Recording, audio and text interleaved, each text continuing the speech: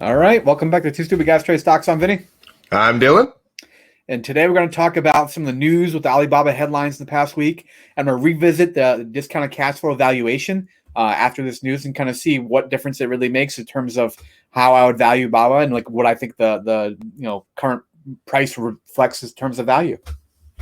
And is it worth it? If you enjoy entertaining stock content like this, give us a like and subscribe. We're just two stupid guys trying to figure everything out. So. Perfect. We'll get to it.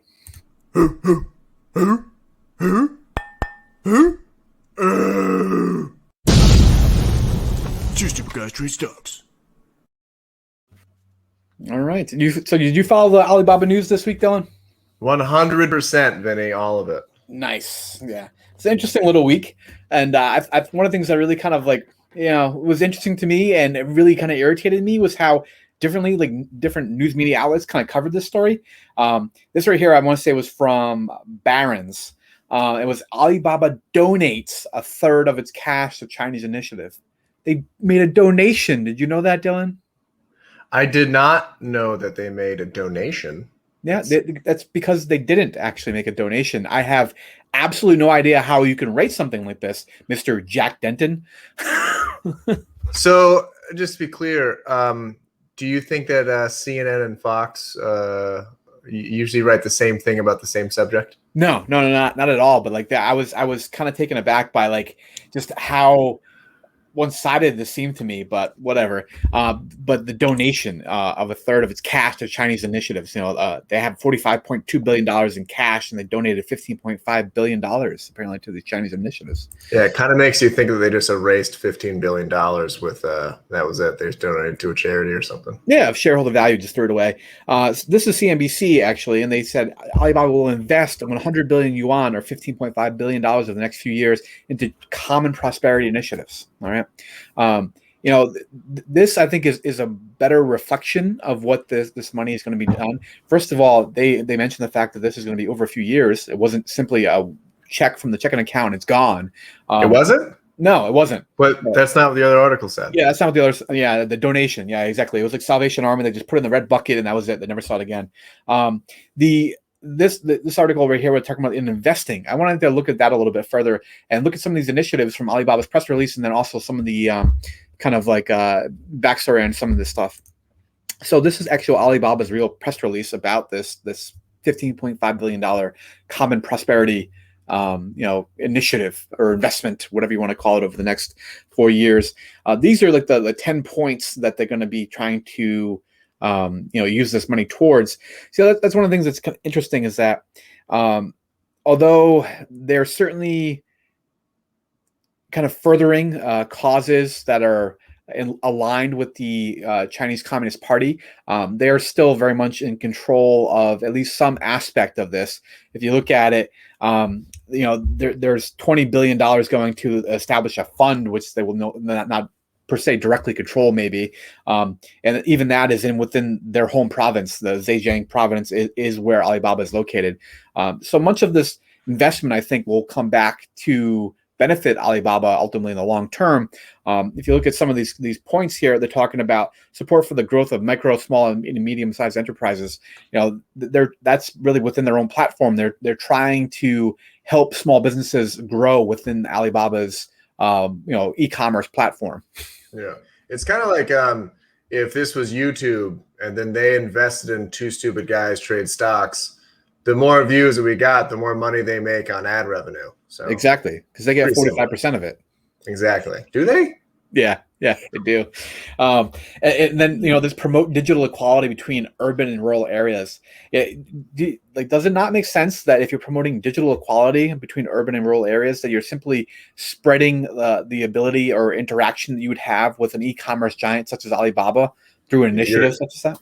You're increasing your audience. The biggest argument that people are going to say in the comments is this is China, this is communism. They're just going to do whatever they want with the money, and that's fine. However, when you look at like how many people are joining the low to middle class, how many people are transitioning, where do you think they're going to spend money? I mean, I only go on Amazon now, pretty much, and I don't really feel that bad about it because they're significantly cheaper. Yeah, the scary part too is we obviously don't live in China, but Alibaba's dominance is significantly greater than that of Amazon in the US.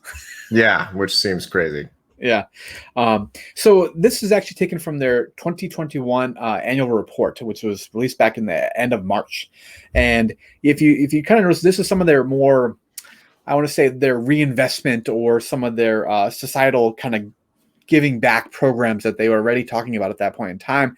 And if you actually look at it, they're talking about launching, the ecosystem here where there are 70 million direct and indirect job opportunities. Would that not be aligned with the Chinese Communist Party? In terms of what they're trying to give back to the community. Right. Yeah. And then same thing here, approximately 2.5 million merchants and 500 million users participate in funding domestic and overseas charitable projects. This is not entirely outside of things that they were engaged with prior to this kind of common prosperity initiative. Same thing with here, supporting rural development in China. That was kind of directly from that previous slide where it was their press release. Like I said, furthering the development of rural China will only further Alibaba's potential customer base, users. Right. Yeah, they're just going to get more money. Exactly. These are a couple little clips I took from that 2021 annual report. Right here, this is very much in line with that press release about small, medium-sized enterprises. They actually launched that program back in September of 2020. Once again, Alibaba realizes they need to get small consumers, or merchants onto their platform to sell products, and they're going to continue investing in that. They were investing in it before. They're going to continue under this program. And same thing here. It's supporting rural development in China. Like I was saying, this expands their customer base. They've been doing this since 2017. This is not new. It's a new spin on some things that they've already been doing in the past. Yes, there may be acceleration. Yes, there may be some financial impact that's not ideal. Don't get me wrong. Like as a shareholder, I would have loved to see them put $15 billion more towards a share buyback than I would have towards this. But I still think this is going to be overall a net positive, ultimately long term for them. Not only do they get to make peace with the regulators a little bit, kind of offer the dog a bone a little bit, but they're also going to be able to investing in things that they were already investing in and that will benefit them ultimately. Yeah, and that's also one thing that I think is the biggest aspect here is making peace, right? Because there's the fine stuff, which is completely legitimate. We've already talked about that. Yeah. But this could be the burying the hatchet, if you will. Yeah, deal. There is the saying. I don't know if you've ever heard this before. If you offer a mouse a cookie, he's going to ask for a glass of milk. You ever heard that? That was my favorite book as a child. Oh, really? That sounds about right. Yeah, I still my favorite book. Yeah, it's the only book you've ever actually read cover to cover. I'm pretty sure. Pretty much. But the same thing. Yes, there is certainly a risk that the Chinese Communist Party will come back for more. But I think this is establishes to me at least that they're working together and trying to come to agreement on how they can proceed forward. And this isn't unique to Alibaba. This is a news headline about Apple, how they committed to spending $430 billion on U.S. investments over 5 years. So we went from 3.5-ish billion a year to what is it, 70? $80 billion a year, somewhere in that ballpark. $80 billion a year. Yeah. Granted, as of right now, Apple's market cap is more than 5 times the size of Alibaba, but still. Right. Yeah, it's very funny. You can certainly spin this thing in many different ways, but I don't think it's unreasonable for Alibaba to be doing this. And I want to revisit the numbers here. So we're going to look at the Alibaba free cash flow. So they generated $26.3 billion of free cash flow last year. What I did is then I adjusted that comparison in terms of what their net income was, and then I went ahead and adjusted that to derive a free cash flow per share, and I discounted that free cash flow per share based on this new program of the $3.875 billion per year.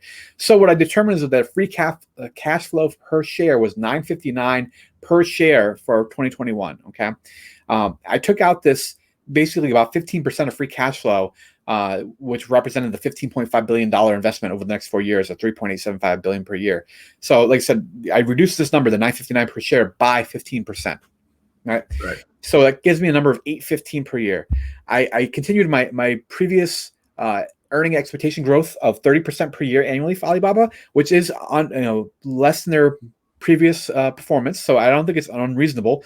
Someone commented on our last Alibaba video about how like the most conservative discounted cash flow on YouTube, and I'm okay with that. To me, that's like a compliment because I'm trying to be safe here. So at 30% we're trying to get like the absolute worst case scenario, if you will. Yeah, preparing. Exactly. So 30% per year, 5 years growth, and then I gave them a perpetual growth rate of 3%, which is basically what the overall global economy grows at. It's not very much. And I discounted it at about 11%, which is a little aggressive for the S&P 500 index historical average return. This gives me a per share price of discounted free cash flow for today, a value of $298.32. Meaning that as of close on this past Friday, September 3rd, 2021, that Alibaba represented about a 43% margin of safety or discount from its actual value, even after this program, which will in turn make them more money anyways. So it likely aligns majority with their kind of long-term growth prospects or plans for their company. Yeah, it's kind of crazy. I do want to talk about one more thing about the peace aspect is, let's say they made peace. You've mentioned this to me before about Ant Group. Yeah. Ant Group, as everyone knows, was supposed to have an IPO. This whole Jack Ma thing happened, yada, yada. We won't get into it. We already did a video on that. But what if now we're cool, Ant Group does an IPO in a year? Yeah, there was actually a news article about that this week, too. I could have actually brought it out. So the Chinese government and Alibaba have come to an agreement about a credit worthiness scoring system, which was the reason why they cited as not allowing Ant Group to go public at that point in time. And Ant Group was considered to be one of the largest IPOs in like Chinese history with a valuation of $36 billion. And Alibaba controls about 1/3 of them, is the owner. So it'd be very interesting to see how that would play out. If it does go forward, it certainly could benefit Alibaba shareholders. Even more good news. Yeah. Let us know what you guys think down below. We're interested to hear your thoughts. Have a good one. Yep. Get to the next one.